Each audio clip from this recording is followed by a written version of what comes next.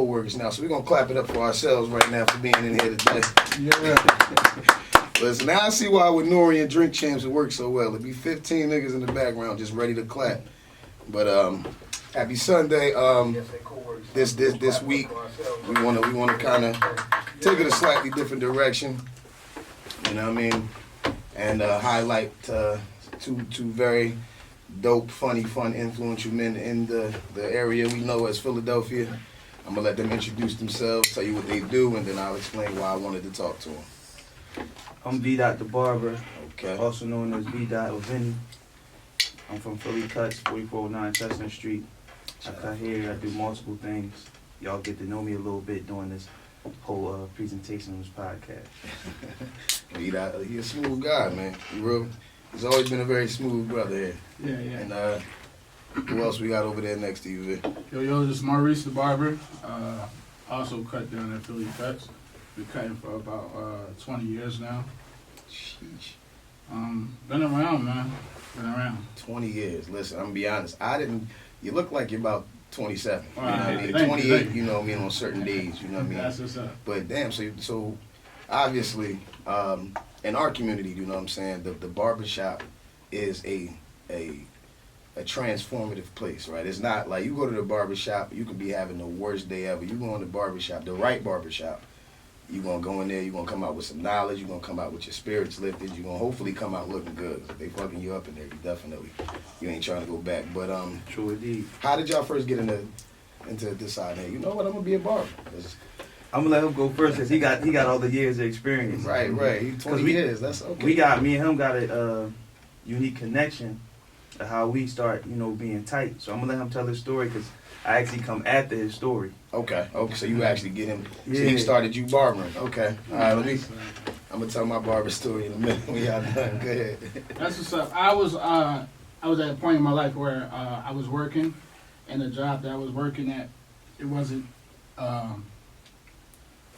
I had high expectations, and they definitely didn't appreciate my viewpoint and things, and so they kept me at a certain spot, and I just got frustrated, and I already graduated high school, and I was looking forward like that. What do I really want to do?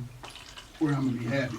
You know what I mean? That's my whole thing. I wanted to do something that I would be happy. The money will come, but I just wanted to be happy. That's how I feel about a lot of stuff. And I was on the sub coming from my grandmother's, going to 15th Street train station. I just seen this dude, man. He had like 8 girls with him. They was having a good time, laughing, joking. They had their own lingo. I was like, dang. I felt envious. I was like, dang, how can I be down like that dude? And then so we got off at 15th Street, and they all got up together, and they all picked up a bag, and they said, Gore Empire Beauty School. I said, I gotta go there. Right. Okay. I poked my head in there, see what it was going, heading for it, and I ended up liking it. Beautiful surroundings, like 30 women there, and like, you know what I mean? Yeah, 7 guys. Sign me up, coach. Women always get us. They do. I just was locked in, and through there I met rubbed shoulders with some good resources, and once I bounced out of there, I went straight to a shop on 40th Street. Okay. I met my homie Nafis the barber. He around. I met him at Gordon Phillips, and that's how I came to 40th Street, and then 40th Street moved on to Philly Cuts. So you've been at Philly Cuts for a minute. First of all, I got to give a shout out to my dog Zori Godwin, because obviously I moved to Philly. You know what I'm saying? I had hair when I first got here, right? Now, I promise you, I didn't lose my hair at Dave Barbershop. Like, that was a Jersey thing, but, I was stressed. Like, you know what I mean? Like, going to get a haircut is a real thing. So, shout out to Zori, because I called him because I know he's from the area. He's like, yo, go to Philly Cuts. I'm like, all right, well, who do I ask for? He said, nigga, anybody. He said, anybody in there strap you. I'm like, and this before I understood Philly lingo. See, like, they'll strap you. I'm like, nigga, that don't sound like something. I'm trying to be, you know what I mean? But, okay, so shout out to Philly Cuts. But again, V, how you get into it? All right, so Give us your barber story. my journey is totally different. Barber was never on my radar, never thought of. I had respect for the game, but I didn't really know the game, like from the barber perspective. I was from the consumer perspective. Us African Americans, we want to stay laced, want to stay sharp, so barbershop was a must. And like you said, you get all your information from there. But my journey started, ironically, from state penitentiary. Okay, so this is all right. It's Yeah, about to get so- good. Let's take a shot to you coming home. You surviving that and coming home. I mean, for real, for real. Yeah, so I was about, I'm gonna say 7 years in state penitentiary, at SCI Fayette, and I was just tired of being there. Mm-hmm. And I was like, yo, man, I'm burnt out. I did everything I can do here. So all the people that don't know, when I went upstate, I ain't do no labor jobs. Okay. I already was a high school graduate, already 1 year in college. So I did a vocational trades, money smarts, Right. you know what I'm saying? And I did like little CI shop stuff that paid like good in jail. But my focus was on workout, sports, and in education. So I knew I was gonna need a job when I got out. So I'm playing chess in the yard one day with this old head. He was like, dang, I know what's up, man. You ain't just up there. I said, man, I'm just burnt out with the jail shit. Like, I need to get out. I need to get closer to home. He said, man, you on visits all the time. I said, that's not the point. It's stress on my family coming all the way 5.5 hours to see me. I need to get home. Right. So he was like, yo, well, go to barber program. My exact words, no lie. Fuck, I look like being a barber. Man, I ain't cut nobody here. You got to be crazy. I go in the cell. Next morning I wake up, hit the yard fresh and early. OG, how I signed I up for that. sign up for that joint. Right, I gotta get out of right. here. So he told me go holler at my counselor. I holler at my counselor. 10 days later, I'm down at SCI Code Township in the barber program. Look at God. You know what I mean? Get my license, come home. And it's ironic because the owner of Philly Cut, Daryl, that's my cousin. Okay. Shout out Right. to Darren. Clap it up for Darren. And, That's my guy. I had two cousins that owned barbershop. Ralph, who used to cut me from when I was born to about 8 and 9. Mm-hmm. And Daryl had a shop, but when I was going through that transition, Daryl was in college. I ain't, know he was got a shop. When he got his shop, I was upstate Right. in the streets knowing me. So anyway, a cousin of ours, Skeeter, took me down to Philly Cuts. Daryl, you know how he is. He Daryl drill fucking with you. Yeah, You gonna come in and cut head, nigga, or you gonna come in here and fuck around? Exactly. JB, look at this nigga, JB. Look at him. So I'm like, no, man, I got my stuff. So I called him next day. Yeah, I'm about to buy all this stuff. It's running me about $3,000. He said, what? Where you order? I said, online. I said, no. Mm-hmm. I'm gonna tell you where you gotta go. So I go get my stuff. Now the transition was tough. I'm gonna keep it 100. It was tough. Transition from the streets to the No, or just cutting. Period. okay. I call myself a chameleon. I feel like I can adapt to anything. It don't Okay. matter. Upstate, outstate, outside the house. It don't matter. Right. Transition for me is a different story from prison to there because I was always level-headed, got a good mindset. Got you. Everything that I did that people would presume negative, I made that choice. Mm. It wasn't influence. It wasn't nothing. I made that choice. That's So I responsibility. always right knew how to handle myself through situations. But the transition of just getting clients, man, because nobody in the hood know how to cut. Right. Never seen me cut while they sit in my chair. there. Right. We not Then, doing that. I'm from North Philly. I'm in West Philly. Right. So it's like I don't know a lot of these cats out here. Who this boy? He new too. Then he fresh out the pit. Right. Oh no, we man. can't trust him. He got Yeah. So it was a struggle getting there. Daryl with me there at 7. I ain't trying to get there at 7. I ain't getting money. I'm going on job interviews. This Mhm. barbershop may kick around. I ain't really trying to do it. Right. One day this boy, This way. Okay. This way he come coming back in. together. this boy. Well, we knew each other's name. He's like, yo, Dot, you cutting? I'm like, yeah. He said, I got somebody. Yo, he'll cut you. So I was like, oh shit. All right, yeah, I cut, boy. Right. Right. So get in the chair, cutting. Somebody else happened to notice me cutting. Who you got next? Oh, I ain't got nobody. You next. And from there it went. So this Start boy clubbing. gave me my first cut. And then my first cut, when you used to cut him when he was younger, right? I cut his pop. His pop. So my first cut turned out to be what we call our MVP clients. I still cut him to this day. I didn't watch this boy go to high school, Right. graduate right, college. Right. He in the second year of employment. I ain't gonna say what he make, but he doing Right, good. right. You know what I mean? But he gave me the alley-oop. Gave me the alley-oop. I ain't never looked back. And he'll tell you, I wasn't shy. Like, when I struggle with stuff, I asked him, I asked T, who used to be with us. Shout out to T the Barber. Right. Right. You know what I mean? And them two guys, you know what I'm saying, along with JB, they'll help you along the way, but you gotta want it. Right. Right. You know what I mean? And I've been cutting for almost 8 years now and loving and appreciating the game, all the networking, Right. all the celebrities, all the athletes. He'll tell you. We're gonna get into that too. 'Cause I didn't know who here. So- if you cutting Ben Simmons hair, this is personally your fault. You should have been in the chair with me, nigga. I got a story with Ben Simmons, but it wasn't about cutting his hair. Shit. I heard Ben a wild boy. I heard. Listen, so He's real smooth, quick, he's smooth. we're gonna get there. We got a lot that I want to talk to you guys about. But number one, shout out to black men y'all see what happens. The moral of that story for me is help the man next to you, that especially the man that's trying. Yeah. Because he could have been like on some barber shit. No, wait, I got you in about a half hour. Yeah, absolutely. We had a barber, I ain't gonna say no names, that was like that 24/7. He had 2 waiting, still try to get a whole line of 10. See, I'm gonna be honest, right? It was so strange to me because I remember, Daryl was my, original barber. You know what I'm saying? And I go see Daryl. But Daryl started getting busy. Yeah. So it's an offense to go see another barber, let alone another barber in the same shop. I'm like, they're gonna look at me like the barbershop whore. Like, I already know. But it was so, like, the way that y'all, he like, bro, we family. He said, you go see anybody in there. And I look, because him tossing you that, again, I've only known you from Philly Cuts. Yeah. All I ever see is your chairs packed. You know what I mean? You be talking shit about sports LeBron and shit. Listen, shout out to Brian. We're going to get into that a little bit later, too. Just to piggyback off what you said, because I work multiple jobs, this man can tell you how many times I call him, Reese, I need a favor, like, what? Need you to cut this bowl for me? You know what I mean? Mm-hmm. That actually helps you keep your clientele in. I do, though. Because, listen, money come and go. You gonna get it, you not gonna have it. I didn't have a lot of money, had no money. Sat in jail with nothing. You know what I mean? Came home and earned a whole lot. So I look at it like this. If I'm away or I can't be there, they go reliable source. When I come back, he back in my chair. Right. And if I leave and he can't get to me, guess what? That's a whole new client for him. Right. It's all full circle. I think, like I said, I love to hear stuff like that, especially with everything that we got going on. I try not to get too serious, but we got a lot of cases that's got some verdicts coming out. We got clear evidence that person A can go out here and do whatever he want, and he can cry some tears. So it's, again, we have, as black men, I feel like, have to start changing the narrative. Right. Especially, look, and we're going to segue into what I like to call how to survive in Philly. And from now on, anybody that's from Philly, when you come on my show, be prepared. I'm asking you, you got to give some advice to somebody not from Philly, they move to Philly tomorrow. I need some advice on how do they survive in Philly. Because, again, to hear this story and to know they saying, Philadelphia, we hit 500 murders. Yeah. It's like you not understanding that it still is the city of brotherly love. But, again, I'm going to give my advice at the end. I've been here for a little minute now. But if you had to tell somebody how to survive in Philly, what would you say? Get a gun. Oh, shit.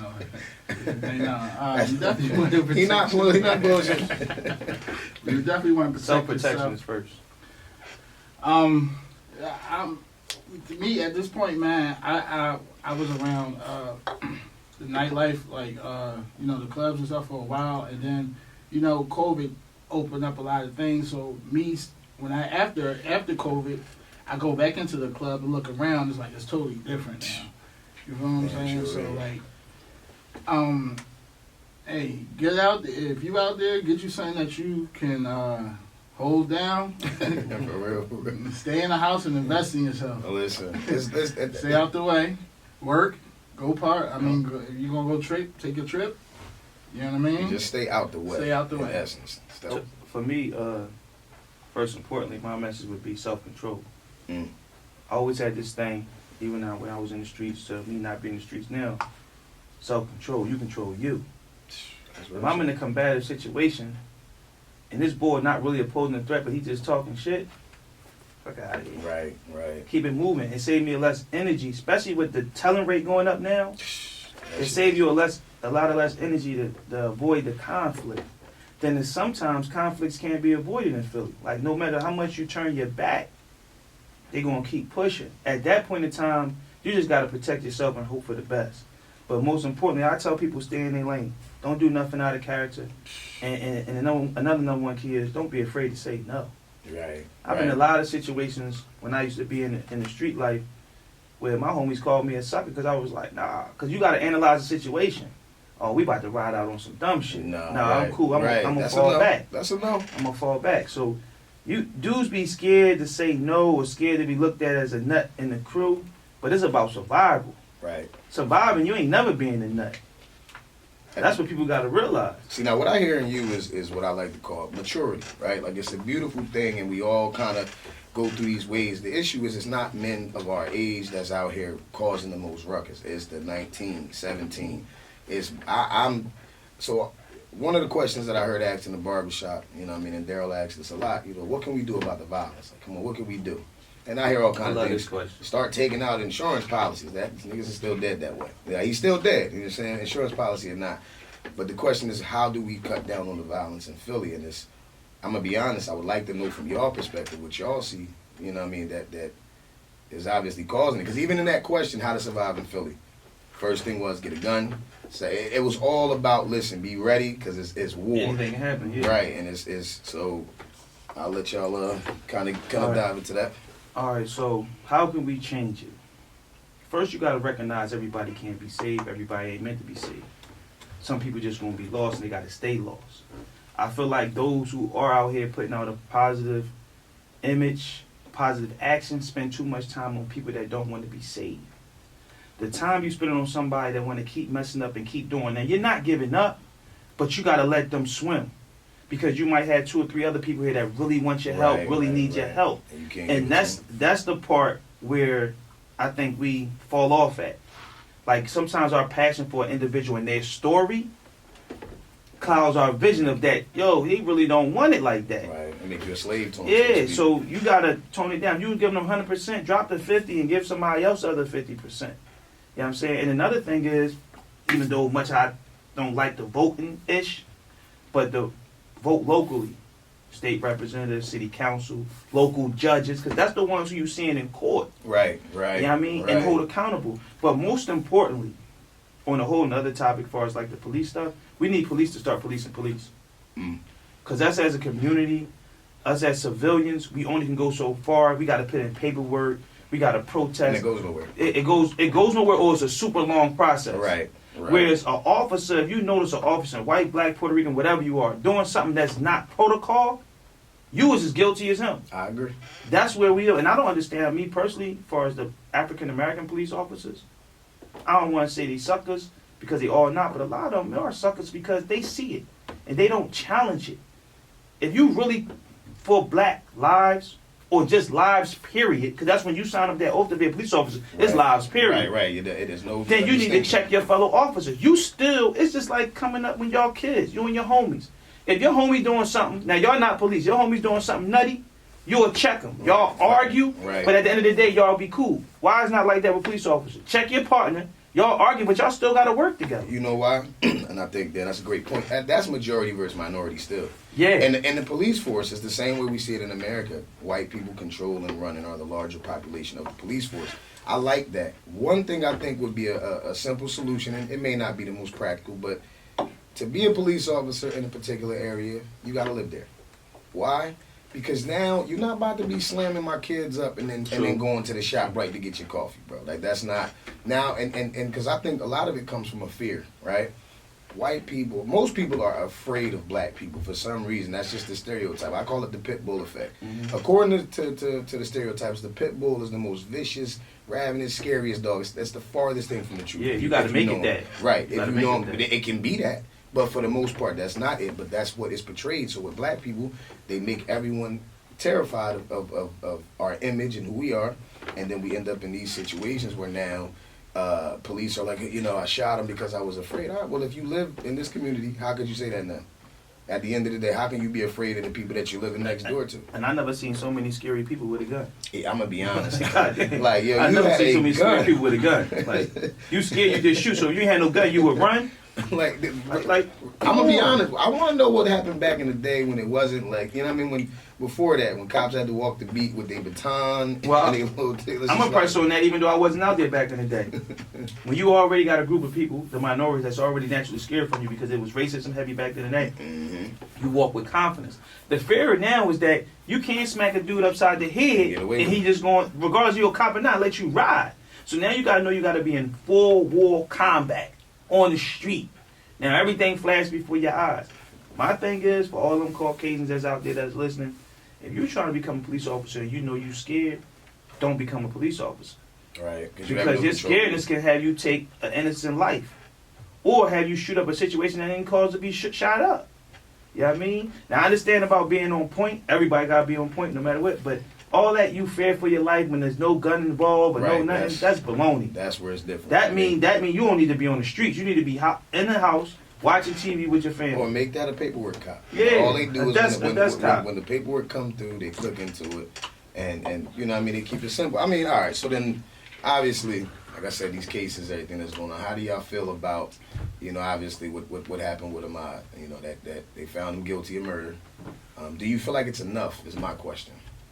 And what time is it? 8:27. We're gonna take a break in about 3 minutes. But before we get there, I want to know, because I don't know if it's enough. I feel like it doesn't make up for all the other cases where they didn't handle it the right way. But I think the further, the higher we go up on that ladder is we know it was basically a hate crime, but now let's see the people that was trying to cover it up. As far as that, I think they pulled somebody. I forget the lady's name, but she got in trouble. I think she was like I don't want to say give her a wrong title, but she was somebody that had authority to like kind of push this under the rug, and she did that. And they pulled her. Let's see what they do with her. Listen, it ain't enough. It ain't enough. I say you want it to be enough. We gotta start talking about these reparations at this point, and then we can, maybe at that point we could walk away. We ain't never gotta talk about slavery, black people. We ain't gotta mention none of it again. But until y'all make that right, this conversation is not going anywhere. But what you gonna say? I don't think it's enough either. I mean, I think it's beyond the fact of being guilty, because that's just one person of many. Right. They need to change the rules and regulations and structure of the justice system. Then we can start from there. Because all these so-called judges say they go by what the law says. But we all know, we all human. We all have rules and regulations to judge on something, and we still using our personal preference. Right. So what makes you think a judge ain't doing the same thing? Like with the Meek Mill situation, like personal preference. You use the law to satisfy your personal preference, so you manipulated the situation. Mm-hmm. Now, a lot of these judges do it knowing the fact that, you're going to come back, but it's the time that they took away from you. Right. And that's the issue. Like, you can't get that. Like, I'm going to be honest, right? And I respect anybody that went to jail. I went to jail for 3 days one time. That's the longest I've ever had to sit. When I tell y'all, that shit fucked my mind up. A couple things changed for me, and then we're going to go to break after this. Number one, I stopped listening to all Rick Ross. I still got respect for Ricky, but it was like, man, that's my favorite rapper right now. Listen, Ross, if I see him, I'm gonna shake his hand, but I'm gonna probably whisper in his ear like, I went to jail. That CEO shit crazy. They was really on some dickhead shit in there. Yeah. I remember this one lady. I'm at the front of my cell praying hands like, can I please use the phone? She was like, I don't care how much you pray, I'm not opening the door. I said, and you can't talk shit, bitch, fuck you. You can't do none of that, because now it's all, you gonna sit in there even longer. Yeah, but you can't get the phone. But yeah, man, going to jail, like I said, anybody that experienced that, my 3 days in it was crazy. Like, first of all, the food, okay? I drank water out the toilet sink, like, I was that thirsty. Like, it was that, you know what I mean? If I die early, it's not COVID vaccine, none of that. It's the time I spent in 3 days. I got a important message about jail before we take a break. Oh, go ahead. Jail is not rehabilitation. They tell you that on TV, they send a message for that. It's not rehabilitation. Rehabilitation is based on the individual that's going into the prison. I done seen a lot of people sign up for programs who don't get it. Damn. You know what I'm saying? I was one unfortunate few that got between the cracks, but I pursued mine. Right. But if you want rehabilitation, you got to take it. The best thing about jail is education is free, college schools, everything you need to get a job, they have it there, but you got to go after it. They don't present it to you like how they tell you, like, this is rehabilitation, we're going to help you do anger management. No. You got to go get it. If you don't go get it, they let you sit there and then use that you didn't do nothing to bang you in the end when you're trying to go home. See, that's the secret to that prison life, so y'all know. We're going to get back into that when we get back. We're going to take a quick 60-second break. Charles Jackson Radio Show, y'all know how this shit go. Yeah. We got to pour up some more to drink or something.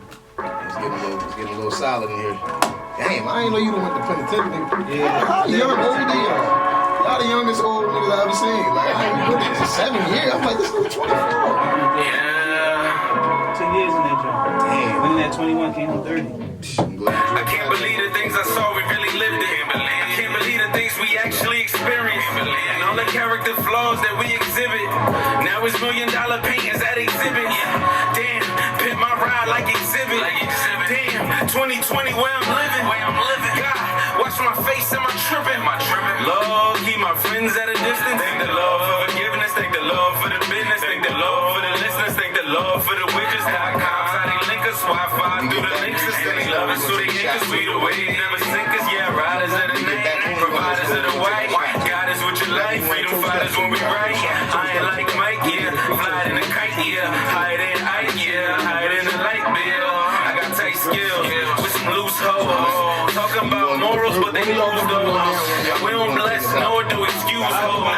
Weak niggas falling less than shoes though. Cool those, the cool hoes. Expose these doulos, child stars, menudos. That wasn't me, At 23, thought be millionaire, but now look at me. Look at me. Shout out to Cynical right there. I ain't gonna lie, Cynical. You know what I mean? I've been listening to your project a little bit more and more lately, man. You got some stuff on there, brother. Definitely some stuff on there. But okay. I'm gonna get back into it. See, that's why I need a tech guy. Somebody slide in my DMs, preferably an attractive woman that want to come in. Hey, that's really how it goes. Shout out to Reese, because women got you in the barber, and women will get you to do some crazy shit. There's a dude that jumped into a lake with alligators to impress a woman. I said, that's power to pussy. It's crazy. Now, we need to do a battle of the sexes segment, male perspective versus female perspective. Listen, I'm down. Listen, I need some ladies that ain't scared. That's the guy. Listen, all right, I'm with it. We got the space. Ladies, just know, bring your hard-headed asses in. Nah, I'm playing, girl. I be playing with Jones. But okay, we're going to take a shot. Yeah, we can take a shot. We take a shot to forward thinking, going towards 2022, and vaccinations. Okay, we got to talk about that. I don't know about that. I'm vaccinated, but I'm gonna be honest. That's actually a great segue. Yeah, that's a long segue. What's the issue with black people getting vaccinated? Let me say this: it's not about black people. Okay. They highlight it as black people. It's white people that don't want to get vaccinated too. That's a fact. Okay, but I take that back. When the narrative is actually equal, they make it us. Mm-hmm. To keep it 100, they make it us. So let me react to that then. Good point. I agree. What's the issue with people getting vaccinated? Because all of us in some way or another are already vaccinated. Like, we're super fucking vaccinated already.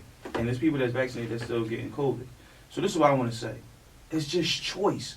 I don't know why they stressing it. It's choice. It's like if you want to be a drug addict or a drug dealer. It's choice. You want to have sex protected or unprotected. It's choice. We in the land of the free, and we supposed to have choice. Right. You know what I mean? But they want to stereotype. Now they saying it's become my health could become hazardous to his health. All right. Well, if my health could become hazardous to his health in this emergency, a state of emergency, would then give us every damn detail about it. But we don't have to second guess it. Okay. Stop giving us this information, then next week is that information. Give us step-by-step detail about it. Don't sugarcoat it, don't leave it out. If it's that dangerous and this, that, and the third, then let's follow suit. Another thing I said, like I point out to Reese, I don't know a lot of America noticed this, but remember when they first mandating people to wear masks? I'm talking about way, way, way back. Yeah. How many times did you turn on the news and watch the person that's mandating us to wear masks not have a mask on? All the time. So, like, come on, there's imperfections in this shit. So that part, okay. Reese, you was going to say something? No, I'm doubling down. It is about choice. Like I said, at the height of it, I was around my grandmother a lot. And to have her safety, right. I jumped in there and got my vaccination. Right. You know what I mean? So, but you do become leery about, stuff that's being said, but a lot of stuff is not. You got to hold weight. You know what I mean? You get a lot of. I heard one person said, take the vac shot, rub your shot next to a wash machine, you get a free dry. You know what I mean? This ain't anything. Yo, clap it up for what the fuck. Nigga, I would have been right over there like, this shit don't work, nigga. These niggas is lying to me. That is hilarious. Okay. You hear anything out there? I mean, so I had a homegirl who was like, something I've been hearing lately, and I can't say that I don't think it's true, is saying nowadays women are more like men than ever, and men are more like women. I'm going to say this real quick and get y'all perspective. The shit I think is true.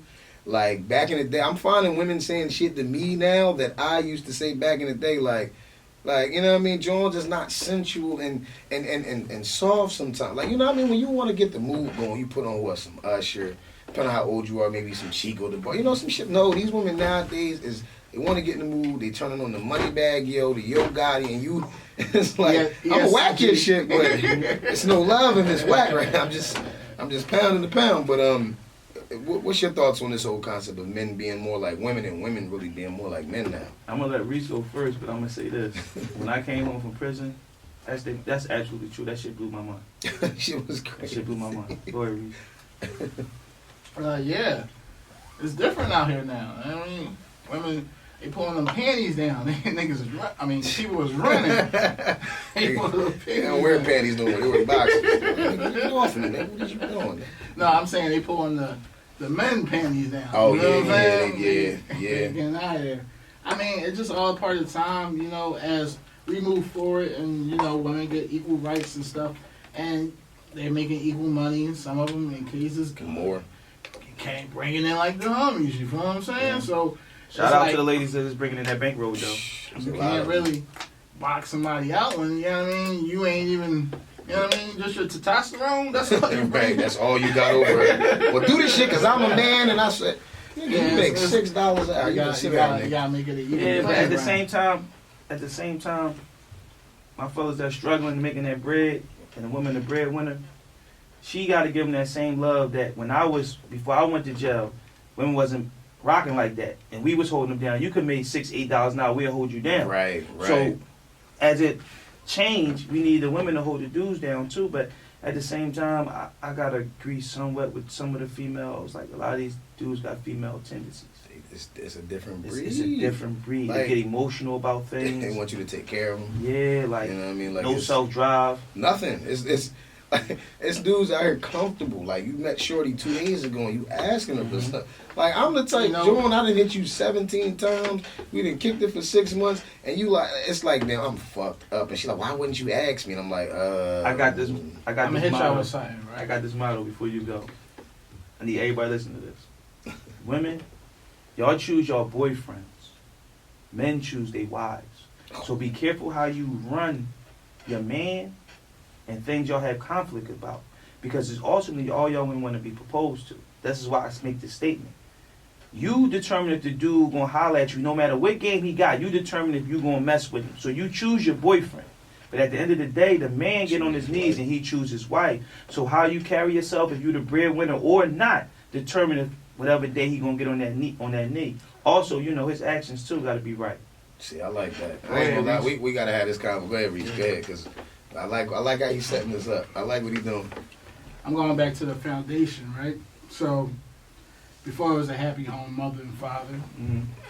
Then a wave hit, the epidemic, crack epidemic, a lot of violence got taken out of there. Mm-hmm. A lot of grief in the upbringing of people. You got men not being home, so you got more timid men and more aggressive females because their dad's not there. And so they take on, I got mine. Oh, I bet. That was awesome. And they take on more responsibility because they don't have a father, because they the oldest female. That's So right. now she got a little, her shoulders a little bit more defined now. Right. You feel what I'm But saying? she got to be stronger. At this point, she's taking on more shit. And then you got the guys that been babied all their life by their mom. Now you get a strong female, and then like, oh, Yeah, I'm not handle it. Listen. So that, you know what I mean? It's a trickle down effect. So we all experience that. We all see that. So my advice to that is, if you really like this person, if y'all in it to just do what y'all do, establish that from the beginning. Make that agreed upon both sides. But if not, both parties need to take the time to learn the individual. It's always things you ain't going to like. You know what I'm saying? You got to take time to learn the individual. Because if you don't learn the individual, you'll never really know. Right. And got to understand this, right? Because I played my parts, doing me. You know what I mean? As we all do. You got to stand what you do, bro. A lot of us can do it, but when it come back around, it's like, what the fuck is this? And I got this thing, it's like, if you catch me in the act, I ain't creating no more stories. Listen, you got me. This what happened. Blase, blase. Where we go from here? You either gonna ride with me, we gonna work it out, or we gonna go our separate ways. When they keep creating lies and the lies, now you gotta keep up with this. Like, you just making the whole Worse. bad for yourself. Cause I'll run with this thing. Any girl I ever mess with or dealt with, right? When I leave you, you gonna have some negative remarks because I'm not perfect. But you ain't gonna be able to give nobody no bad read on me. Right. You ain't this nigga ain't doing that. You ain't gonna be able to give that. You know what I'm saying? You're going to have faults because ain't none of it's perfect. But my overall, cheap, Right. it's my gonna be rap shit good. clean, Yeah, it's right. gonna be good. You know what I'm saying? So one thing I can say, especially coming to Philly, shout out to Philly women. Shout out to North Philly women. That's a different breed. When Gilly said the Diamond Street headlock, listen, let me tell you something. If I meet a shorty and she is from the heart of North, she could be missing a tooth. I'm like, look, I mean, we could work with it. You know what I'm saying? We get up in there. You know what I'm saying? But it's a certain level of toughness, and I appreciate it now because it makes you now reevaluate. Like, hold up. Yourself, I don't gotta be that type of, you know what I mean? Like, that ain't really that soft type of, I'm gonna be thorough. And I'm gonna still get the respect that I want at the same time, but you gonna know I fuck with you, like. Words of advice to my bag chasers. This directly for my bag chasers. When you're a bag chaser and this brother lacing you with everything, give you everything, and he start talking to you all crazy, he wants you to do this, where you at, being this time, you brought that. Right, by accepting the gifts. You brought that, not only by accepting the gifts, but you gotta understand most dudes, when they do everything, it becomes a form of control. Like, why I can't do what I want to do when you're not doing nothing? If you're not doing nothing, then you subject to everything that come with it. So bag chasers, they gotta remember that. You know what I'm saying? And if you want some justice, you gotta pull some weight. I'm gonna say this to the bag chasers: stop. It's part of the going game. out here and setting the motherfucking bar so high that regular 9 to 5 nigga. Now you done bought her 2 Birkins. I got her some flowers and chocolates, and it's like, yeah, you know what I mean? Like, listen, I'm being funny, but the point is like, I don't know. I just want people to get back to being real. Like, it's people that. And it's confusing to women, I think, because all right, he went and spent $10,000 on you. You think he cares about you? No, the man got he got 90 grand. That 10 grand wasn't about nothing for him. Yeah. But the guy that has 40 that says, yeah, I'm gonna spend 700 on my joint. Yeah, like that should be worth something. But I think again, it's about what we put our value into, and it's what we listen to in music. It's these fucking rappers. Every other song is a Paddock. It's a Birkin. What's the other shit? A Richard Millie. If you go look at Richard Millie's, y'all please slide in my DMs about this. No disrespect to Richard Millie. You can't afford it. But it's an ugly ass watch. And I'm saying this now, but if Richard Millie send my ass a watch tomorrow, I'm in here like, yeah, nigga, these shits fly. But I'm in the field. It's a handcrafted made watch. That's why it is. It's a handcrafted made watch. A lot of tedious time put into it. But the price tag on it is ridiculous. But if you can afford it, to me personally, if you can afford it, what's the purpose? It doesn't do nothing. I'd rather get 10 Rollies before I get a Richard Millie. So would you buy it? Okay, you look in your account tomorrow. Bam, you got 250. I mean, let me be realistic. Let's say you got $5 million in the bank tomorrow. Okay, everything paid. Would you buy a Richard Millie with that kind of money in your bank? No, that's not even the first thing on my mind. Okay. It's not even the first thing. I'm a type of person, I'll take half of that, and that's just going to be a security blanket. I'm not even going to touch 2.5. Security blanket. You know what it is? When you come from being in a position where you understand having a lot, not having as much. Jell taught me that. I'm a be honest. That I believe, like when I become rich and famous, the joke is gonna be that nigga is still cheap. Like he is not. Like I'm not. My friends that know me know. Like, whoa, wait a minute. Nigga, do we really need toothpaste? Put that back. Like, you know, like I'm that kind of cheap. It's like, nigga, we need this. Okay. Hey, I'm still paying bills with my poor. Yeah. So me and this guy went out a lot, right? Right? This boy, he seen me in action, right? Matter of fact, I'm just going to use the last drink. My birthday that just passed, right? It was small, private joint. I invited a few people. I posted on the gram, but it was something. It wasn't that amazing like the parties we did in the past. Mm-hmm. Right? And now it's my birthday. On your birthday, you normally get treated. Absolutely. There was no treating. Tab came out. Tab was a little crazy, way more than what I expected. What's the tab? We got full transparency. What was the tab? So we had about, how many people we had? It was a head crack. We had about like, I'm gonna say 10, 11 people. Tab was about 2,500.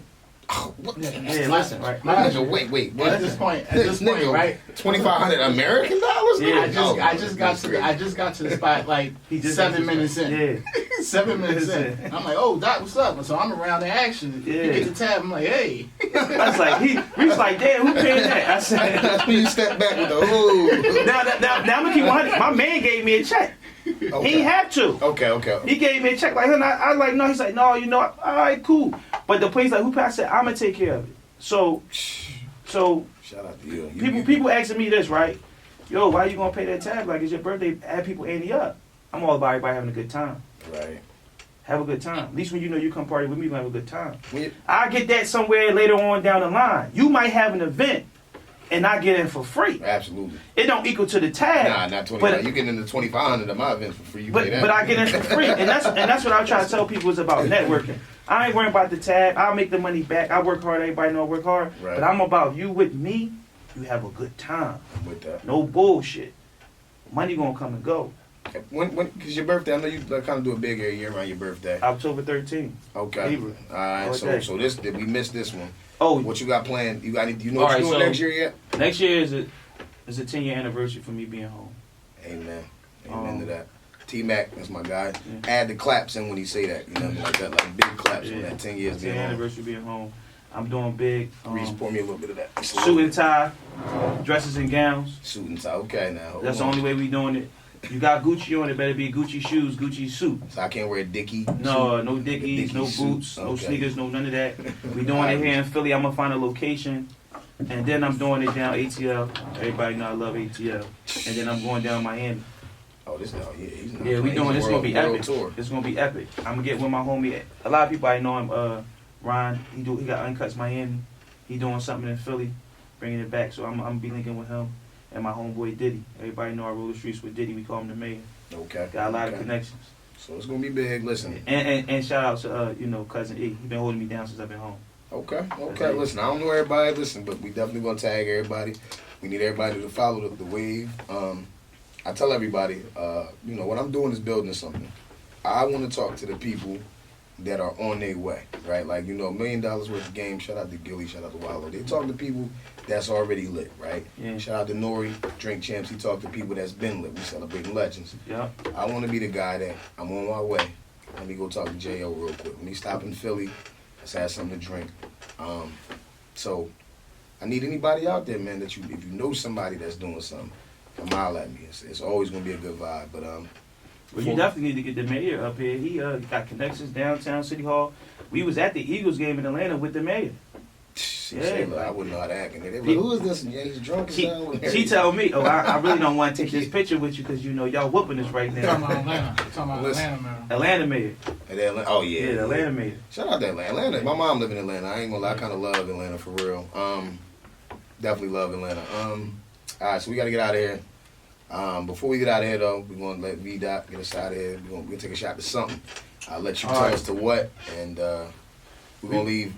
Everybody say your little closing remark before we get out of here. All right, I want to take a shot. Pull me up a little bit. I'm gonna take a shot. This is for peace, love, happiness. And, all right, that's good. You trying to get me out of here? He trying, bro. You see what he poured in my Yeah, shit? he trying to get me I'm out of here. gonna go to the back before half Yeah. that joint done. This for the homies. But yeah, This shot is for peace, love, and happiness, man. And having self-control and believing in self. That's the most important with us in the African American community. We need to believe in self. You know what I mean? And we can move forward. So let's toast to that. I'm with that. And until 2022 be everybody year, be America's year. Listen, we're gonna say it more specific to black people's year. You know what I mean? We didn't have enough losses. Before we get out of here, man, I'm gonna tell y'all I love y'all. I love, you know what I'm saying? I love life. I love myself. I love everybody out there. Black people, I'm gonna issue a challenge this week. When you see another black person, I don't care where you at, what you doing, smile at them. A lot of times we walk past each other, we mean bug each other. We so trained to be in that war mode. Nah, I want to change that. Black people, BPL. I know y'all know BBL. No, it's BPL. Black people love. When you see a black person, love on them. Hey, smile at them. Reese, you got anything before we get out of here? Nah, just come check us out. Philly Cuts, 4409 Chestnut Street, Philadelphia, PA. I'm Maurice the Barber, MauriceDeBarber. Hey, Doc, you want to give me your tag before we get out of here? And I'm King Jaffe, KINGJAFFE_. Holla at Listen. We out of here. J.O.